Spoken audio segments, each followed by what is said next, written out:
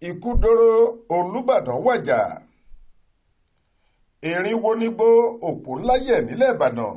Olubadan ilẹ̀ Ìbàdàn ọba Moshood Ọlálékan Ali Òkun Adékejì ti rèwàlẹ̀ àṣà. Lálẹ́ ọjọ́bọ̀ tọ́sídẹ̀ẹ́ ọjọ́ 14 oṣù kẹta ọdún 2024 yìí lọ́ba náà wàjà sílé ìwòsàn ìjọba àpapọ̀ ìyẹn University College Hospital UCH nìbàdàn ìpínlẹ̀ Ọ̀yọ́ níbi tó lọ fún àyẹ̀wò ìlera rẹ̀ látàrí ogbó tá a túmọ̀ sí ọjọ́ orí.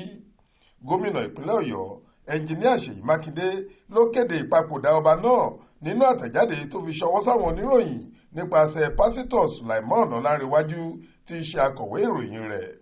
Gómìnà Mákindé ẹni tó ṣàpèjúwe ọba Balógun gẹ́gẹ́ bí igi ìrókò ọba igi tó wó lulẹ̀ láàrin àwọn igi oko tọ́ka sí ọba tó wàjà náà gẹ́gẹ́ bí ẹni tó lo ìgbésí ayé ẹ̀ fún ìdàgbàsókè ilẹ̀ Ìbàdàn àti ìpínlẹ̀ Ọ̀yọ́ lápapọ̀.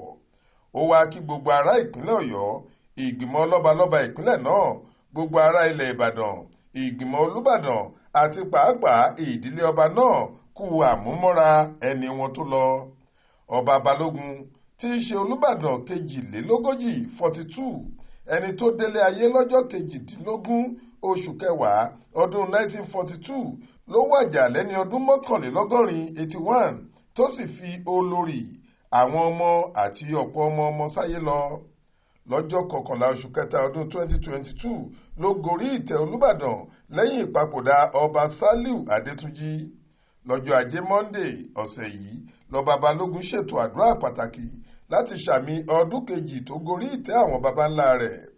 Nínú àkànṣe àdúrà ọ̀hún làwọn àgbààgbà mùsùlùmí nílẹ̀ Ìbàdàn ti ṣàdúrà fún ìlọsíwájú Ìbàdàn, ìpínlẹ̀ Ọ̀yọ́ àti orílẹ̀-èdè Nàìjíríà lápapọ̀. Ọláwálé Àjàó ló ṣàkójọ ìròyìn yìí fún iléeṣẹ́ tẹlifíṣàn Aláròyé online.